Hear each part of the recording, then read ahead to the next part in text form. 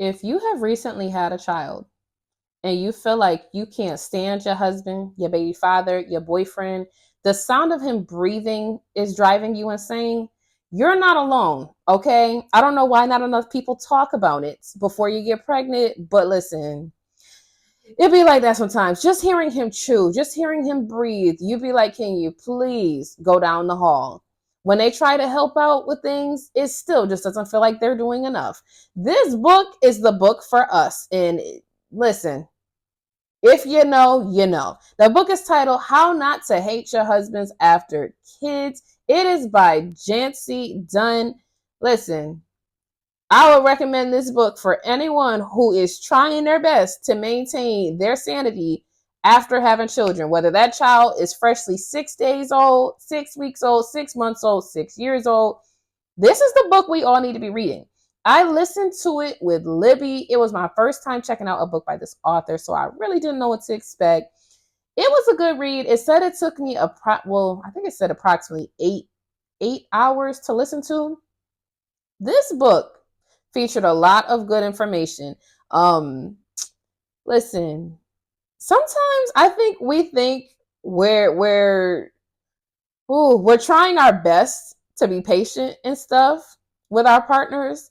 But this book helps me to see sometimes there's some nitpicky behavior in our parenting tactics at times that maybe we don't even realize, because really we just want our partners to be the best parent and the best partner.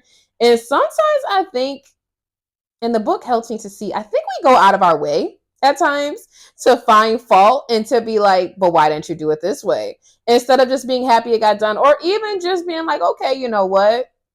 So since I have to keep asking you to help me with this, let me find what I realize you care the most about and let me go ahead and make sure that I don't do it.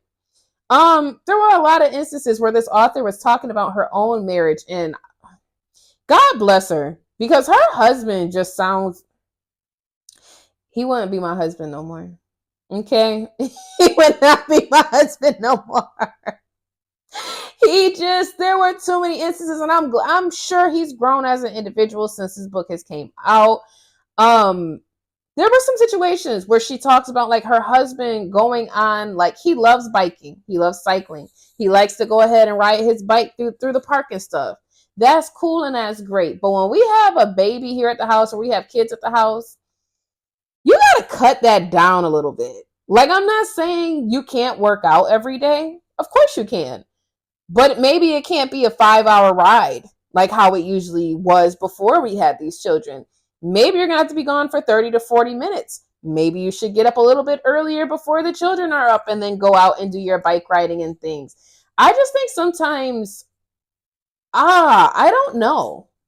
I think sometimes we are like, babe, you're ready for the kid to come, right? Like you're ready for the baby to come in there. Yeah, yeah, I'm ready, whatever. I think a big difference is women have groups where we can join together as expectant mothers. We have the prenatal classes, we have prenatal yoga, there's moms groups, there's mom classes. I don't think there's enough dad to be groups. Like, I don't think there's enough. It's interesting how men will be like, I'm still going to be hitting the gym just as hard after the baby as I am right now. You're a jackass if you do that, because that's not fair. Like, that's not realistic. It's not realistic. Are there, more groups like that, men's groups that I'm not aware of that are happening in your city? I know that when I was in upstate New York, when we were having my kid, I didn't hear about it. I wasn't really hearing about it too tough. It just was really sad and disheartening. This is a book to read if you are on the cusp of, I think I might file for divorce soon. I don't know. I think it offered a different perspective to the conversation of how much should I have to put up with before it becomes unsettling. How much should I have to put up with before it becomes I'm enabling and coddling and babying my partner, my husband, my boyfriend, whatever. I am a big, big advocate of, let's work through things together. Let's talk through things together. But if I have to spoon feed you information all throughout the week, if I have to ask you, like, you took care of X, Y, and Z, right? And if it's always, uh, not really, or oh, it slipped my mind. We all have things that slipped our mind. After X amount of times it's happening and you're dropping the ball and it's affecting both of us, I have a tendency to start asking myself, how necessary is it for us to be together? This is a good book. I would give it a 4 out of 5 just because I think the best part of this book was when she talks about the therapist they went to. I believe the therapist they went to, they paid $800 an hour. Sounds like the therapy session was very effective because she said her husband went home and started washing dishes right after. Um, this is a damn good therapist. I don't know if I need to be paying $800 an hour to be told something I already knew, but for people that have that kind of disposable income, the therapist that was recommended in this book should do it for you. I think his name might have been Terry Andrews. I might be wrong. Maybe Terrence Andrews. I believe that's his name. I feel like that was his name. I could be wrong. I've been wrong before, and that is perfectly fine. I don't mind being wrong every once in a while. But I'm pretty sure that was what this therapist's name was.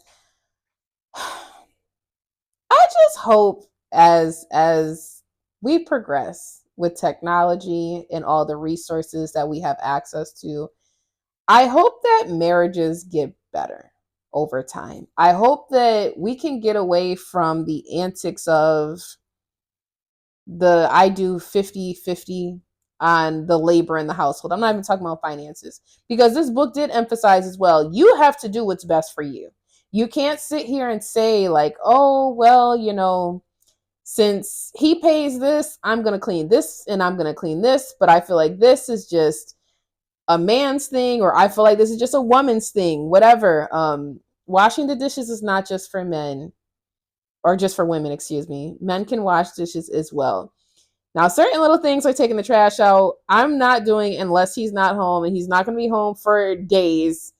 I'm not taking the trash out because I feel like that's one thing I want to hold on to. I don't want to take the damn trash out.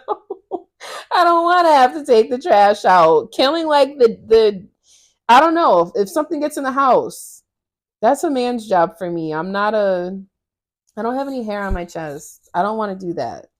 But as far as taking care of what needs to be taken care of, like laundry and stuff, that's something you both can do. Picking up around the house, mopping and stuff, cleaning the bathroom, that's something you guys can both do. Taking the kids to and from school, something you guys can both do.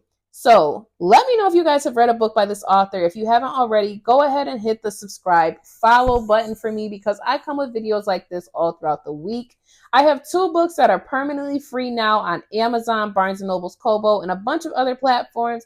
They are My Favorite Ex and I Turned His Sister Out in Texas. That is my way of saying thank you to everyone that has supported me at this point for years. Okay, I can't thank everyone enough. The support I have been receiving has been overwhelming. Okay, it's been crazy, and you can't even just look at subscribers amount as just the only amount of growth. When I look at my pages read and my books downloaded on Amazon and Kindle, I have tripled already what I had did for the whole year last year. I can't be more happy and more proud just of the growth of how much, consistency is everything. You have to keep putting yourself out there. You have to keep being receptive to whatever happens, to whatever comes. Not every book is going to be super successful. Not every book is going to be a bestseller. Not every book is going to come and get 50 million reviews off rip. That's just not how it happens. I encourage everyone who says like, oh, I'm interested in writing a book. I tell everyone, go do it.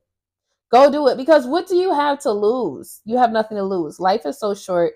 Get out there, pursue your dreams, try new things. Go to that bar by yourself. Go by yourself. If you're someone who always has to go with friends, go by yourself. If you're someone who never wants to go out by yourself, try it. Just try it. If you're someone who's never been to a networking event, give it a try. Try a women's group. Go out and try painting with a twist. Do something new. Make that commitment to yourself that you're going to try something new this month.